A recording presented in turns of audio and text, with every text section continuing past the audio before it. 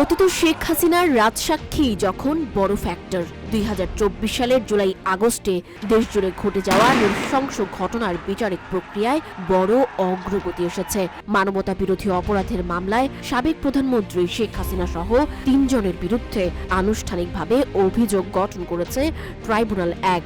এই মামলার মূল সাক্ষী হিসেবে আত্মপ্রকাশ করেছেন সাবেক আইজিপি চৌধুরী আব্দুল্লাহ আল মামুন, যিনি নিজেই দোষ স্বীকার করে রাজসাক্ষী হয়েছেন। ট্রাইব্যুনাল 1-এর 3 সদস্যের বেঞ্চ বৃহস্পতিবার মামলার শুনানি শেষে এই আদেশ দেন। মামলার অপর 2 আসামি হলেন সাবেক স্বরাষ্ট্রমন্ত্রী আসাদুজ্জামান খান কামাল এবং আইজিপি চৌধুরী আব্দুল্লাহ আল মামুন। শেখ হাসিনা ও আসাদুজ্জামান কামাল বর্তমানে পলাতক, তবে মামুন কারাগারে থাকাকালীন আদালতে উপস্থিত থেকে দায় স্বীকার করেছেন। সমৃদ্ধির পথে এগিয়ে যেতে দরকার ইস্পাত দৃঢ় ভিত্তি, তাই স্থাপনার স্থায়িত্ব নিশ্চিত করুন সর্বোচ্চ মানের ZSRM ব্রডবার। ZSRM, bond to bond.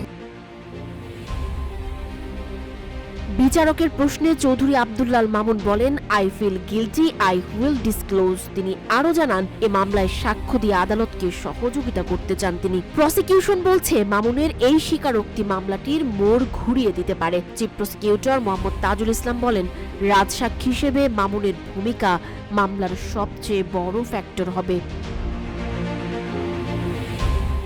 মামলায় শেখ হাসিনাকে মূল মাস্টারমাইন্ড, হুকুমদাতা ও সুপিরিয়র কমান্ডার হিসেবে উল্লেখ করা হয়েছে। তার বিরুদ্ধে 2024 সালের গণ অভ্যুত্থান দমন করতে আইন শৃঙ্খলা বাহিনীকে লেথাল উইপন, ড্রোন ও হেলিকপ্টার ব্যবহারের নির্দেশ দেওয়ার অভিযোগ আনা হয়েছে।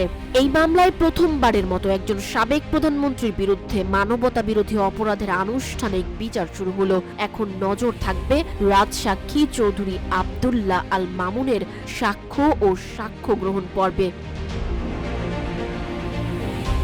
পতিত হাসিনার বিরুদ্ধে আনিত অভিযোগগুলো হলো উস্কানিমূলক ভাষণে 1500 জনের মৃত্যু, হত্যার নির্দিষ্ট নির্দেশ মাকসুদ কামাল ও শেখ তাপসকে দেয়া ফোন আলাপের প্রমাণ, রংপুরে আবু সাইদকে গুলি করে হত্যা ও পোস্টমর্টেম রিপোর্ট বিকৃতি, চানখারপুলে 6 জন ছাত্র জনতার গুলিবিদ্ধ হয়ে মৃত্যু, সাভারে 6 জনকে গুলি করে পুড়িয়ে হত্যা।